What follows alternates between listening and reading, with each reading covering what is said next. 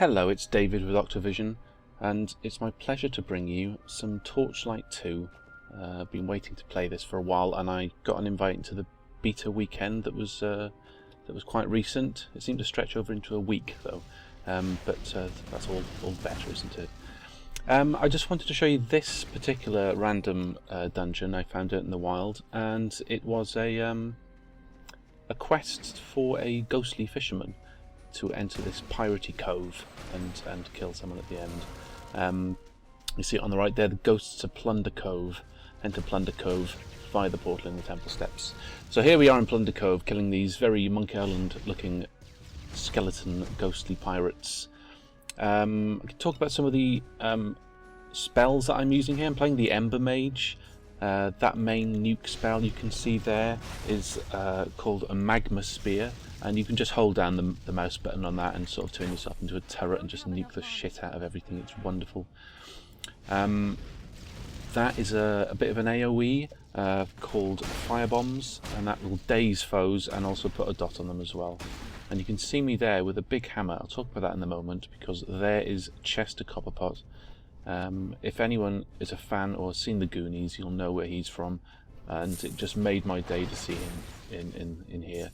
I suddenly realised it was a sort of a Goonies instance, which is why I've mentioned it as a Goonies instance in the description and also the title of the video.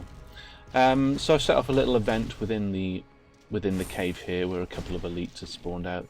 They're not too much trouble, but they do drop a shitload of loot. Okay, so the big sort of hammer move that I'm using, that's actually called a magma mace, and it's one of my spells, and it will stun enemies and also put a dot on them as well. And it was really good to see the game giving a ranged class, a ranged DPS class, a melee option. Because I do love smacking things with a big hammer, but I also like to shoot things from afar with fire. So I think this class has answered all my questions really. It's given me everything I want out of the class, even though it is rather mana intensive to just smack stuff around with a big spell like that.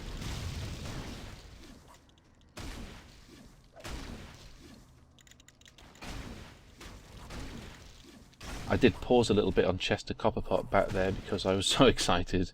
I went and took a screenshot and tweeted it. It just it really made my day, because I wasn't sure what I felt about the game at this point. I'm playing Diablo 3 at the moment, and it's got a lot of polish on it. And this is cartoony compared to Diablo 3, which isn't a bad thing. I do love cartoony games. And the graphic style of this is sort of, especially in this cave, it's very Monkey Island, which is one of my favourite games of all time. But wasn't sure what I was feeling about this game. But as soon as I found Chester Copperpot, I fell in love with it. It's a very fast game. You can see my character really nipping around there, and you can also pull the camera back very, very far, smacking stuff around some more. Oh, I'll take that crate. So pleasurable, just whacking things like that with a big hammer. You can see my charge bar down the bottom there, that sort of gold bar with the blue bar on it. That fills up when you damage enemies, especially, well, with certain types of spells anyway, especially with the magma spear. When that fills up, you'll get 12 seconds of your skills not costing any mana.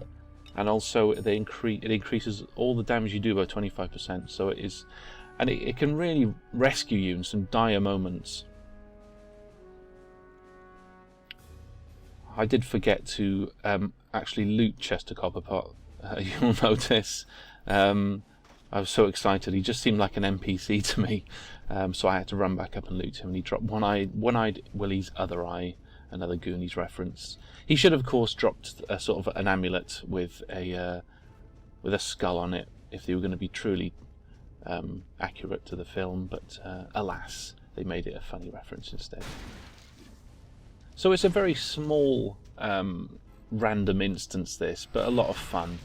I mean, it's not a crawler.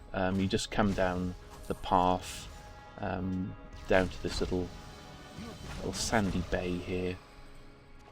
See, I've leveled up there. There's the skill trees. You notice the last 4 skills are locked off at the moment because this was the beta client, and it only went up to level 21.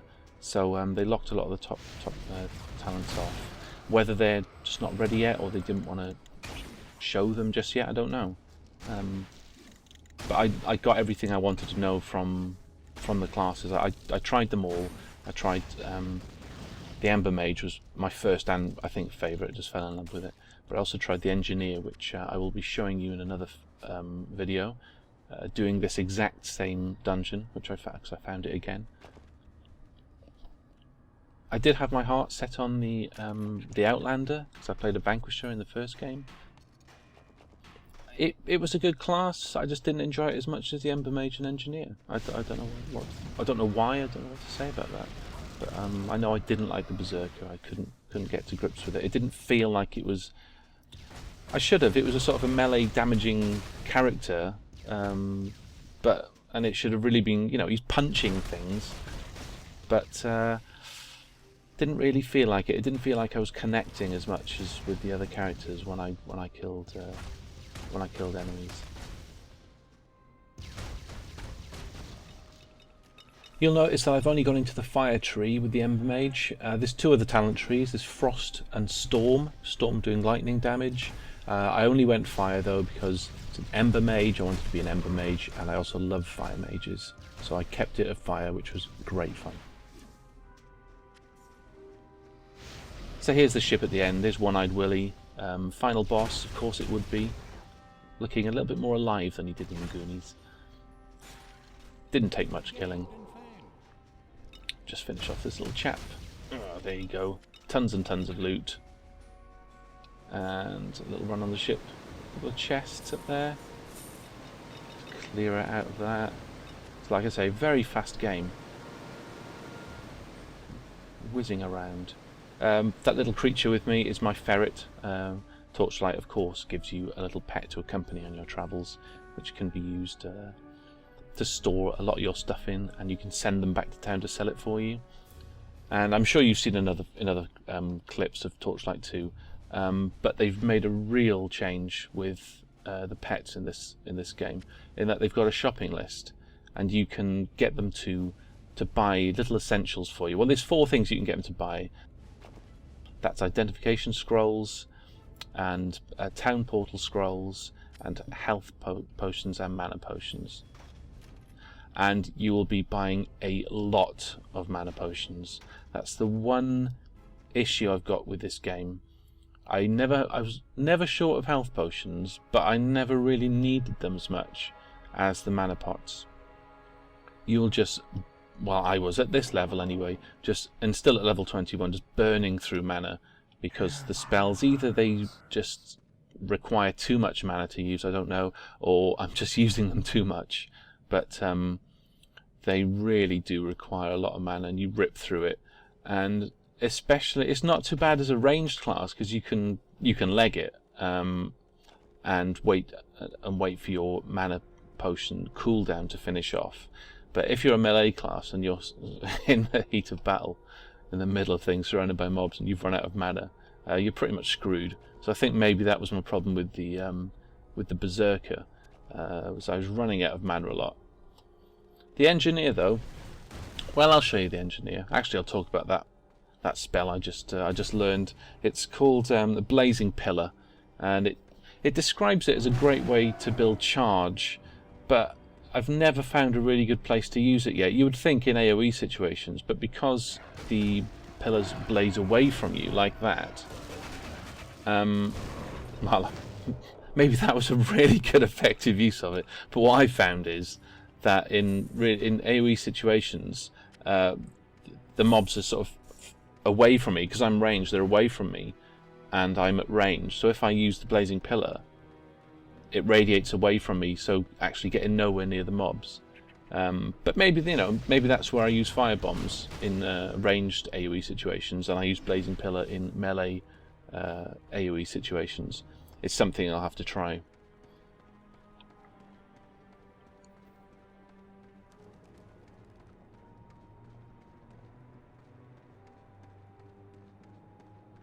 There's one more spell that I learned during my time with the Embermage, and that was the Immolation Aura, which just puts a fiery shield around you, which reduces the damage you take. Not by a lot. It probably will get better as you level up, but like I say, you only got to about level 21 in this beta, so it was only doing 1% damage reduction, which, you know, is better than nothing. But it also put a dot on any attackers, any melee attackers.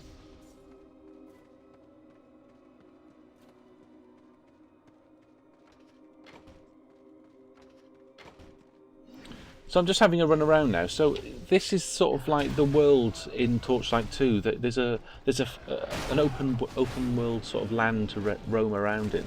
So if you're playing on a server with some random people, could be friends, could be just randoms you've jumped into their open game, you don't have to stick together. It's just like playing in a little world. I don't know why you'd want to. I don't know why you'd want to just run off on your own if you're in a server like this. But the option's there. So it makes it feel a little bit more like I don't want to use the word MMO, but a persistent world, should we say, or an open world, a little bit more than say Diablo 3, if we're going to mention it, because Diablo 3 is obviously telling a very specific story, and it takes it to very specific locations. Now you've got big areas like the wastes and the desert in Act 2, for example, that, you know, you can wander around them and you can explore, but you're still on that sort of linear progression just because of the story, which isn't bad. I'm not complaining about that. It really keeps you on track. And I'll be honest, when I first started to play Torchlight 2, compared to Torchlight 1, where you started at a town, a central hub, where you got a quest, you went in the dungeon, you descended all the way through the dungeon on your story, and you popped back to town now and again, until you then, you know, got into the never-ending dungeon. But in this, you start off sort of out in the open world, and you run to the main quest hub, the main sort of town. Okay, then that's your base then. But then you don't just enter a dungeon, a mine, and start going down through the mine. You head out into this open world, and you start running around. And it made me feel a little bit lost, because if you look at the map in the top right there, the mini map, it gets kind of crazy, and I didn't know what the limits of the map were. But the map should be viewed as sort of zones. If you think of World of Warcraft, for example, where you've got the different zones, sort of think of them like that. Only instead of seamlessly crossing into the next zone for your level, it's instanced. So it's quite interesting, really, that you don't feel like you've got to go entering these dungeons. You know, you've always got quests that'll take you to different dungeons and different zones, but you can just run around if you want and find things like this promising fishing hole.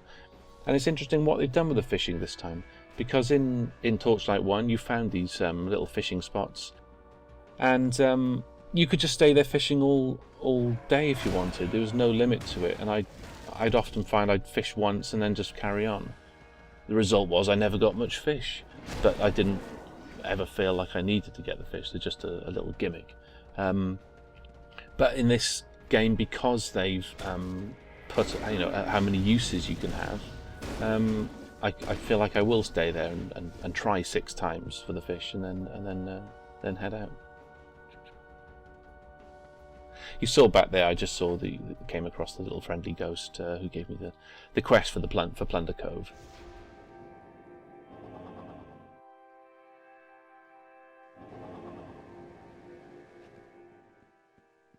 So we're back in the town here. I'm just handing some quests in now.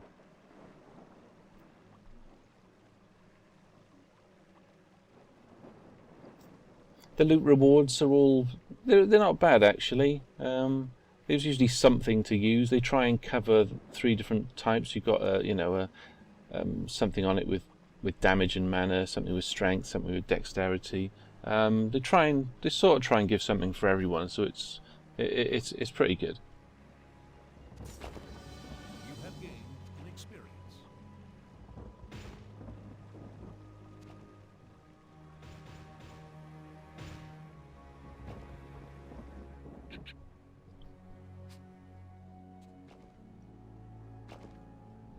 You can just see what some of the different helms look like. I think a lot of the videos show the previous helm, that General Grell's Horn helm. You get that from killing one of the quest bosses, and it is pretty good. I can't remember where I got that staff from, but it's awesome. Look at that skull on top. It's got a sort of voodoo staff. But I got that quite early on and never replaced it, which is one of my problems with the first Torchlight. I got a rifle that I enchanted so much. It was really low level, but no matter, all the subsequent weapons I got in the game just didn't compare. So I ended up just keeping that one rifle. So I'm hoping that things aren't that bad in Torchlight 2. There's one feature I quite like. Off to the right there is a target dummy, which obviously players of WoW will be used to target dummies, but I've not seen one in Diablo 3 yet, and there certainly wasn't one in Torchlight 1. So it was quite nice to see. I don't know if there's a combat log in Torchlight 2 though, to see what sort of damage you're doing and to try it out. But there we go. That's the Embermage. Bye for now.